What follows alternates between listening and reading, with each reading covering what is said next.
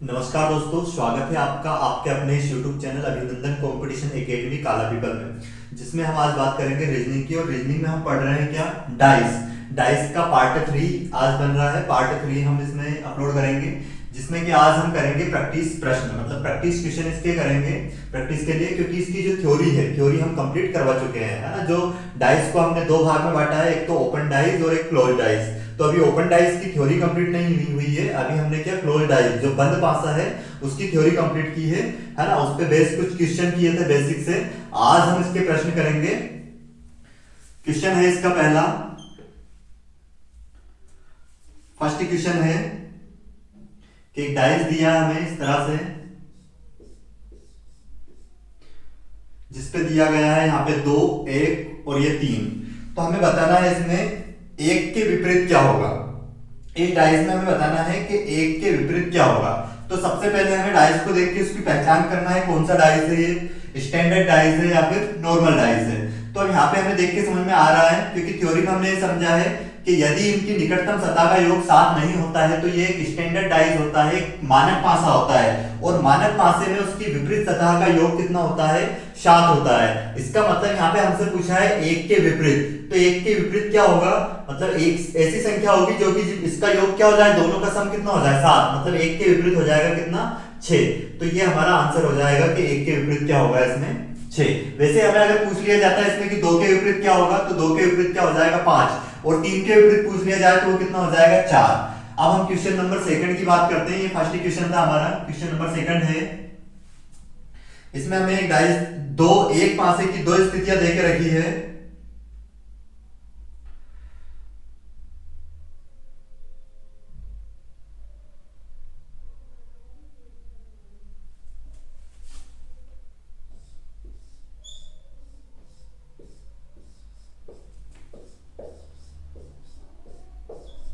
एक पासे की दो स्थितियां दी है। इसमें है हमारे पास कितना 6 लिखा है, और यहाँ पे है 2, और यहाँ पे कितना है 4, इसमें है 5, और यहाँ पे है 1 और 3।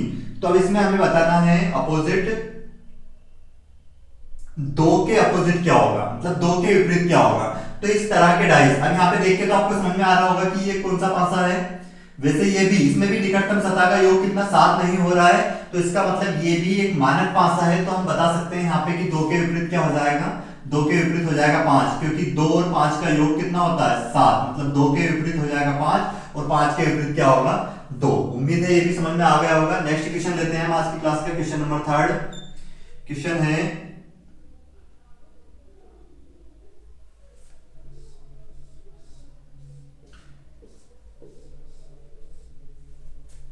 एक पासे की दो स्थितियां दी गई है, जिसमें हमें दिया गया है यहाँ पे, इसमें 3 लिखा है, 6 और ये 4। यहाँ पे ये क्या है 2, 1 और 6। तो अब ये एक पासे की दो स्थिति है, तो यहाँ पे देख के हमें समझ में आ रहा है कि इनकी निकटतम सतह का योग 7 हो रहा है, यहाँ पे भी 7 हो रहा है, मतलब ये कौन सा पासा है, सामान्य पासा है। और सामान्य पासे को सोल्व करने के लिए मैंने थ्योरी में आपको 3 विधि बताई है, एक कौन सी निकटतम सतह वाली मेथड, और एक कौन सी घूर्णन मेथड, और एक और बताइए आपको कौन सी इसमें, उभयनिष्ठ विधि, है ना, कॉमन विधि, कॉमन मेथड। तो अब हम बात करें, यहाँ पे हमसे क्वेश्चन में क्या पूछा गया है, इस प्रश्न में पूछा गया है हमें 5 के विपरीत बताना है। तो 5 के विपरीत क्या होगा इसमें, तो अब देखो यहाँ पे कॉमन, देखो इसमें कॉमन क्या है, कॉमन यहाँ पे 6 इसमें भी आ रहा है और 6 इसमें भी आ रहा है। तो यहाँ पे हम देखेंगे घूर्णन विधि से इसको अगर हम सोल्व करें तो इसको घुमाएंगे हम किससे, क्लॉकवाइज। तो लिखेंगे यहाँ पे कितना 6, 3, 4, और वैसे यहाँ पे जहां से कॉमन है वहीं से आपको क्लॉकवाइज घुमाना है। क्या हो जाएगा 6, 2, 1, और जो बच यहाँ पे दिखाई नहीं दे रहा है, जो बच रहा है वो कहां पे जाएगा, यहाँ पे, यहाँ जहाँ पे ये कॉमन है दोनों, है ना। तो यहाँ पे क्या जाएगा, इसमें क्या नहीं दिखाई दे रहा है 5, तो हमसे 5 के विपरीत पूछा था, इसका मतलब क्या हो जाएगा, 5 के विपरीत हो जाएगा 6। अगर हमसे पूछ लिया जाता है इस प्रश्न में कि 2 के विपरीत क्या है, तो क्या हो जाएगा 3, और 3 के विपरीत क्या हो जाता 2, और 4 के विपरीत अगर पूछ लिया जाता तो क्या हो जाता 1, और 1 के विपरीत क्या हो गया इसमें 4। नेक्स्ट क्वेश्चन करते हैं।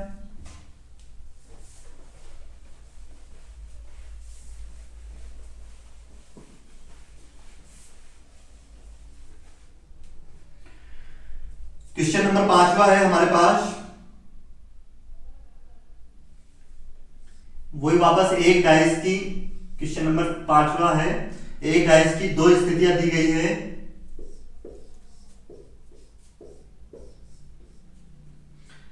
एक, चार, दो, 6, 2, 3। अब यहां पे हमें बताना है इसमें 5 के विपरीत बताना है, 5 के ऊपर वाली सतह पर कौन सी संख्या होगी। तो अब यहाँ पे देखिए ये मानक पासा है या नहीं है, मतलब सॉरी सामान्य पासा है या मानक पासा है। तो अब यहाँ पे इनकी निकटतम सतह का योग 7 हो रहा है क्या, नहीं हो रहा है, तो इसका मतलब है कि मानक पासा है। तो मतलब 5 के विपरीत क्या हो जाएगा, इसमें 2 हो जाएगा। उम्मीद है समझ में आ गया होगा सभी को। अगला क्वेश्चन लेते हैं, बहुत इजी क्वेश्चन था ये तो। अब एक पासे की हमें 4 स्थितियां दी गई है, एक ही पासे की 4 स्थिति दी है, तो उसको हम कैसे सोल्व करेंगे। क्वेश्चन नंबर 6 है,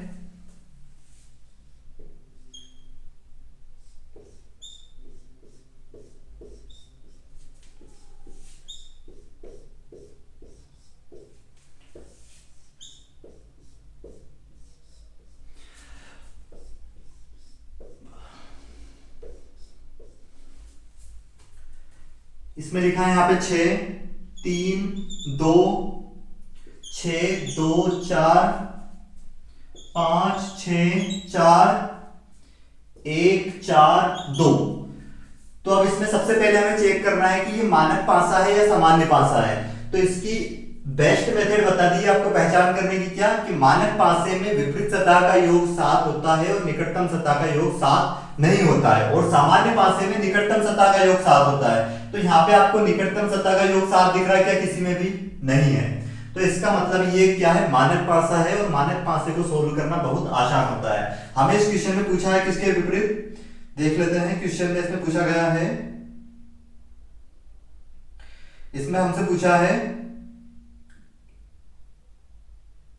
6 के विपरीत। तो 6 के विपरीत क्या हो जाएगा इसमें, 1, क्योंकि दोनों का योग कितना होना चाहिए, 7। मतलब हमारा आंसर क्या हो जाएगा यहाँ पे, 1 हो जाएगा।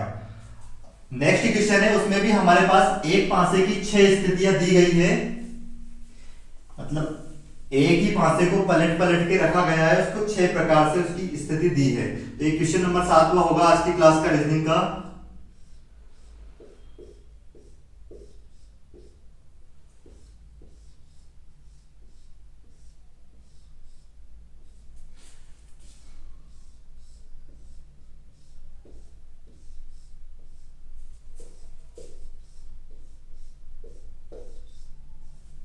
इसमें दिया गया है हमें 6, 1, 3, 5, 2, 4,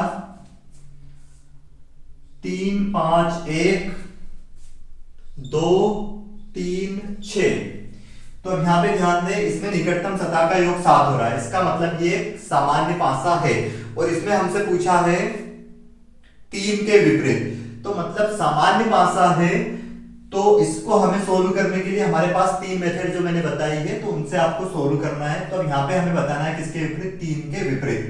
3 के विपरीत क्या होगा, तो अब इसमें निकटतम सतह वाली मेथड लगा सकते हो आप, क्योंकि किसी भी पासे में जो संख्या अंकित होती है, इस पे संख्या प्रदर्शित होती है, कौन कौन सी रहती है, 1 से लेकर 6 तक।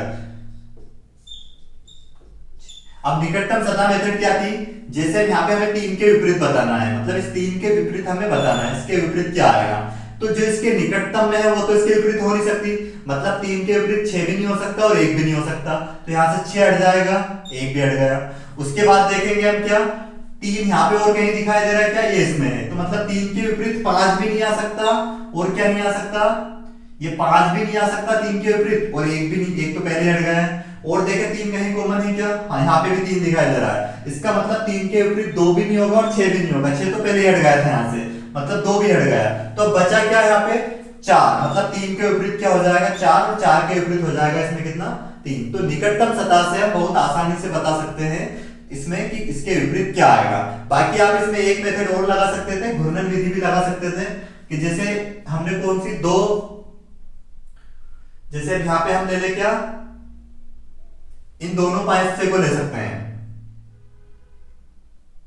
जिसमें कॉमन है ये इसको और इसको, दो संख्या वैसे यहाँ पे कॉमन थी, तो घूर्णन विधि यही सबसे बेस्ट मेथड है। इसमें घूर्णन विधि से थोड़ा, हाँ घूर्णन विधि हम लगा सकते हैं, इसमें भी लगा सकते हैं, क्योंकि इसमें कॉमन क्या है, इन दोनों में कॉमन हमें क्या दिख रहा है 5, तो 5 से आप क्लॉकवाइज घुमा दोगे, 5 से क्लॉकवाइज घुमाएंगे तो क्या जाएगा यहाँ पे 5 4 2, और वैसे इसको घुमाएंगे क्लॉकवाइज तो कितना आ जाएगा 5 3 1, तो देखो ये 4 के विपरीत क्या आ जाएगा 3, तो इन दोनों में हम घूर्णन विधि लगा दी, उससे भी हमारा आंसर आ जाएगा। और 5 के विपरीत क्या हो जाएगा जो इसमें दिखाई नहीं दे रहा है, मतलब यहाँ पे क्या जाएगा 6, तो 6 इसके विपरीत हो जाएगा 5 के। तो उम्मीद है ये कॉन्सेप्ट सभी को समझ में आ गया होगा और आप इसके डाइस के क्वेश्चन को बहुत आसानी से सोल्व कर पाओगे। तो अब देखते हैं हम इसका नेक्स्ट क्वेश्चन।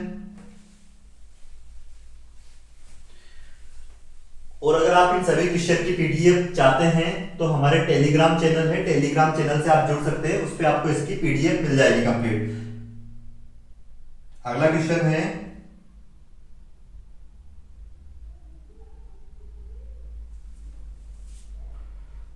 इसमें भी एक डाइस की हमें 4 स्थितियां देके रखी है। क्वेश्चन नंबर 7 हो जाएगा ये।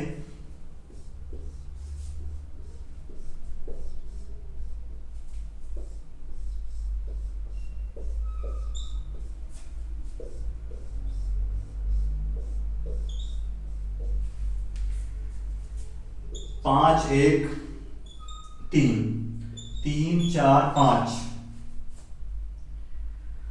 4 3 2 2 3 1 1 5 1 की 4 स्थितियां दी है, फर्स्ट सेकंड थर्ड और ये है फोर्थ।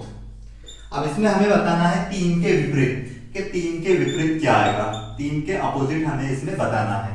तो यहाँ पे सबसे पहले चेक करना है कि मानक पासा है या सामान्य पासा है। तो किसी में भी देखो, किसी एक में भी अगर सतह का योग 7 हो रहा है निकटतम सतह का, इसका मतलब वो हो जाएगा एक सामान्य पासा, मतलब यहाँ पे इसमें इसका योग 7 हो रहा है तो एक सामान्य पासा है। तो अब हमें बताना है 4 के विपरीत। तो अब यहाँ पे 4 के विपरीत देखो, वैसे ही उसी अभी जो करवाया था क्वेश्चन उस कॉन्सेप्ट से आप कर सकते हो।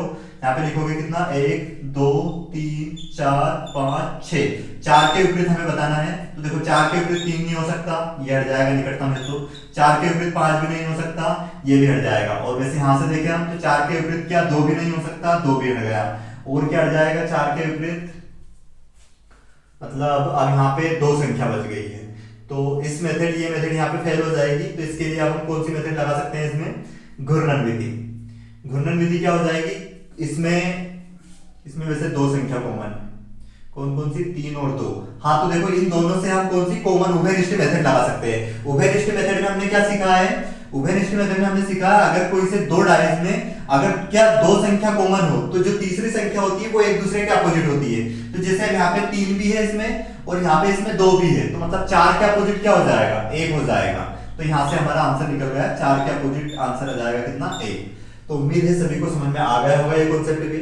और अगर इससे यह समझ में नहीं आ रहा तो यहाँ पे आप घूर्णन विधि भी लगा सकते हैं। देखो इन दोनों में कॉमन क्या है, वैसे यहाँ पे भी कॉमन क्या है, 2 संख्या कॉमन है क्या 5 और 3, 5 और 3 यहाँ भी है, तो इसका मतलब क्या हो जाएगा जो बची हुई संख्या ये एक दूसरे के अपोजिट हो जाएगी। यहाँ से भी आंसर निकाल सकते थे आप इन 2 से भी।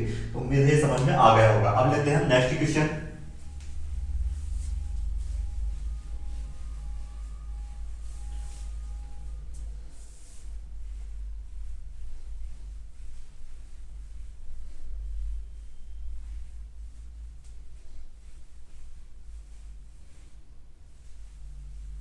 अब इसमें ये जो क्वेश्चन है हमारे पास, इसमें हमें सिंबल दिए हैं। क्वेश्चन नंबर 8वां है जिसमें हमें संख्या नहीं दी है, उस पर क्या दिए हैं सिंबल दिए हैं। इसकी भी एक डाइस की हमें 4 स्थितियां दी हैं।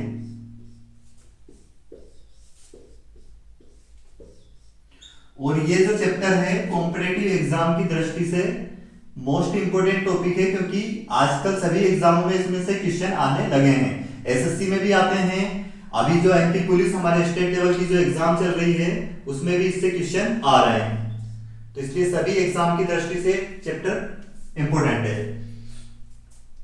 इसमें दिया गया है हमें डिवाइड 0 मल्टीप्लाई, और यहां पे दिया गया है -0 मल्टीप्लाई। इसमें दिया गया है डिवाइड प्लस त्रिभुज। इसमें दिया गया है डिवाइड प्लस 0। अब इसमें हमें बताना है त्रिभुज के विपरीत, कि त्रिभुज के विपरीत क्या आएगा। तो त्रिभुज के विपरीत हमें बताने के लिए हमारे पास 6 सिंबल है यहाँ पे। देखो 6 सिंबल कौन कौन से हो गए, 0, डिवाइड, मल्टीप्लाई और माइनस, उसके बाद त्रिभुज और एक और कौन सा बच गया, प्लस। तो ये 6 सिंबल हो गए, 2 4 6। अब इसमें हमें देखना है किसके विपरीत, त्रिभुज के विपरीत। तो अब यहाँ पे देखें हम इन दोनों में अगर हम कौन सी मेथड लगाते, घूर्णन मेथड लगाते, तो क्या हो जाएगा। देखो यहाँ पे कॉमन क्या है, डिवाइड कॉमन है, तो यहाँ से हम घूर्णन मेथड लगाएंगे, डिवाइड, फिर क्या लिखेंगे, ये क्लॉकवाइज घुमाएंगे। सभी को याद होगी घूर्णन मेथड, है ना। और जिनको नहीं याद है, जो इस वीडियो को पहली बार देख रहे हैं, उनसे निवेदन है कि पहले इसकी थ्योरी कंप्लीट करके आए, तो ये आपको बहुत आसानी से समझ में आ जाएगा, क्योंकि इनका पूरा बेसिक्स मैंने पहले समझा दिया है। डिवाइड प्लस फिर क्या, त्रिभुज। वैसे यहां से डिवाइड से हम घुमाना स्टार्ट करेंगे, इसको घुमा डांस करवाएंगे इस पे, क्या हो जाएगा, डिवाइड, और फिर ये हो जाएगा 0, और ये कितना हो जाएगा, प्लस।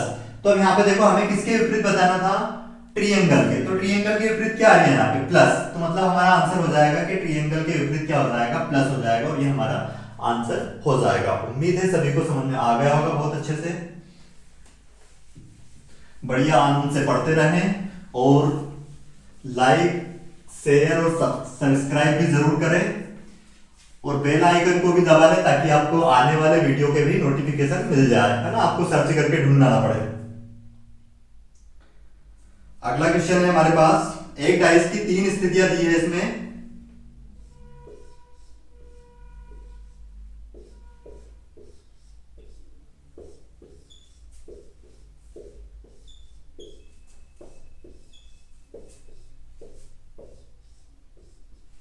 जिसमें दिया गया है हमें 3 6 2 3 5 6 4 5 3।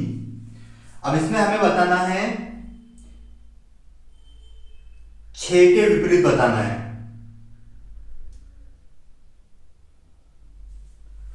6 के विपरीत क्या आएगा। तो अब यहाँ पे हमें देखेंगे इस 6 के विपरीत बताना है। पहले देखें ये मानक पासा है या सामान्य पासा है। तो ये सामान्य पासा है, क्योंकि यहाँ पे इन दोनों की सतह का योग कितना हो रहा है, निकटतम सतह का योग 7 आ रहा है, मतलब एक सामान्य पासा है। तो अब हमें 6 के विपरीत बताने के लिए क्या करें, इसमें यहाँ पे ध्यान दें आप, 2 पासे हैं, मतलब यहाँ पे 2 संख्याएं कॉमन हो गई हैं। कौन कौन सी, 3 और 5, मतलब 3 यहाँ भी आ रहा है और 5 यहाँ दोनों जगह आ रहा है। तो अब ये जो बच गई संख्या एक दूसरे के विपरीत हो जाएगी। कौन सी मेथड लग गई यहाँ पे, उभयनिष्ठ मेथड, कॉमन मेथड, मतलब 6 के विपरीत हो जाएगा कितना, 4, और ये हो जाएगा हमारा आंसर। नेक्स्ट क्वेश्चन लेते हैं, जिसमें कि हमें सिंबल दिए गए हैं, मतलब बिंदु दिए, यहाँ पे हमें डायरेक्टली इसमें संख्या नहीं दी है। तो आसान होते हैं इस टाइप के क्वेश्चन भी, घबराने की बिल्कुल जरूरत नहीं है। बस आप बने रहिए मेरे साथ, आपको मैथ्स और रीजनिंग का डर बिल्कुल निकल जाएगा। बिल्कुल डरने की जरूरत ही नहीं है दोनों सब्जेक्ट से, इनसे आसान कोई से सब्जेक्ट ही नहीं है। यहाँ पे 2 बिंदु दिए हैं,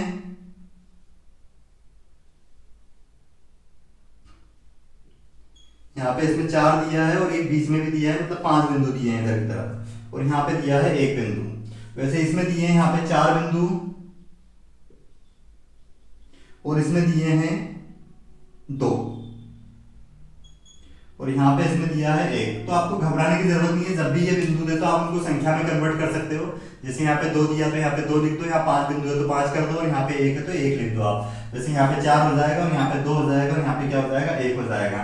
तो अब हमें इसमें बताना है किसके विपरीत बताना है। यहाँ पे आपको 5, मतलब जो 5 है, इस 5 के विपरीत बताना है। 5 बिंदु के विपरीत कौन सी संख्या आएगी। तो इसमें हम लगा सकते हैं कौन सी मेथड, कौन सी एक संख्या इसमें कॉमन है, मतलब यहाँ पे आपको 2 कॉमन दिख रही है, 2 भी कॉमन है और 1 भी कॉमन, ये कॉमन है। तो मतलब जो बच गई संख्या वो एक दूसरे के विपरीत हो जाएगी। तो 5 के विपरीत क्या हो जाएगा, यहाँ पे 4 हो जाएगा। और ये एक सामान्य पासा था, क्योंकि यहाँ पे इन दोनों की निकटतम सतह का योग 7 हो रहा है, मतलब एक सामान्य पासा है। तो आपको इससे 3 मेथड में से कोई सी एक मेथड जो लगेगी आपको, है ना। और आपको समझ में आ गया होगा कि कौन सी मेथड कहाँ पे लगानी है ना। जैसे जहां पे दो संख्या कॉमन हो तो उसमें उभयनिष्ठ मेथड लगा देंगे, और जहां पे जो संख्या कॉमन हो उसके विपरीत पूछे सिर्फ तो निकटतम सतह लगा देंगे, और कोई सी दूसरी संख्या के विपरीत पूछे है ना जो कॉमन ना हो उनके अलावा, तो हम उसमें लगा देंगे कौन सी, घूर्णन विधि। उम्मीद है समझ में आ गया होगा। अब एक नेक्स्ट क्वेश्चन लेते हैं हम इसी में।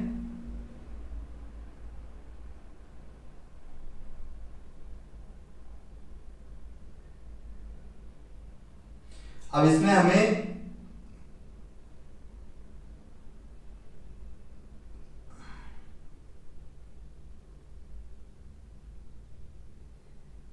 एक पासे की 4 स्थितियां दी हैं,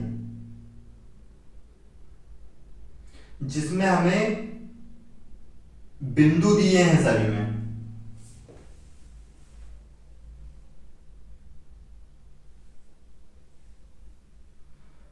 और ये एसएससी सीजीएल में आया हुआ प्रश्न है, ध्यान से समझिएगा।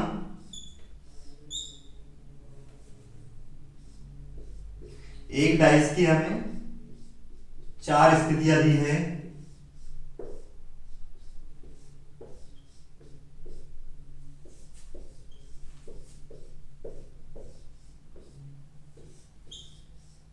इसमें बिंदु दिए हैं, और बिंदु को मैं डायरेक्ट संख्या में कन्वर्ट करके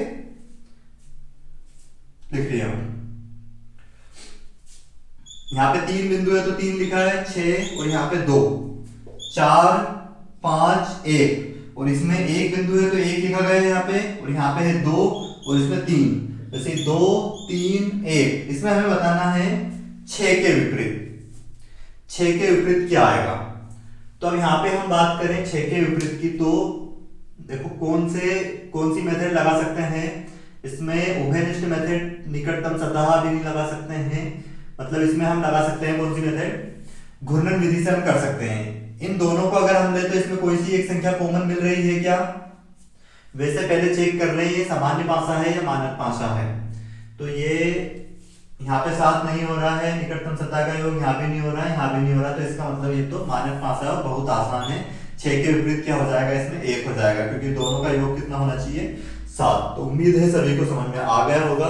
तो ये रीजनिंग के आज हमने कुछ जो डाइज है, इसके डाइज में 2 प्रकार हमने पढ़े हैं, एक ओपन डाइज और ये क्लोज डाइज की बात हो रही है। तो क्लोज डाइज की हमने थ्योरी पढ़ी थी, आज उसके कुछ क्वेश्चन लिए हैं, है ना। इसके बाद हम कल के वीडियो में ओपन डाइज की थ्योरी कंप्लीट कर लेंगे और फिर उसके कुछ क्वेश्चन की प्रैक्टिस कर लेंगे, और उसके बाद कंप्लीट मतलब जो एग्जाम में अभी आ रहे हैं उस टाइप के सारे क्वेश्चन, प्रीवियस ईयर जो एग्जाम में क्वेश्चन आए हुए वो सारे करने का प्रयास करेंगे। उम्मीद है सभी को ये अच्छे से समझ में आ गया होगा इसका कॉन्सेप्ट। अब हम कल की क्लास में ओपन डाइस पढ़ेंगे। आज के लिए इतना ही सफिशिएंट है। सभी को दिल की गहराई से धन्यवाद।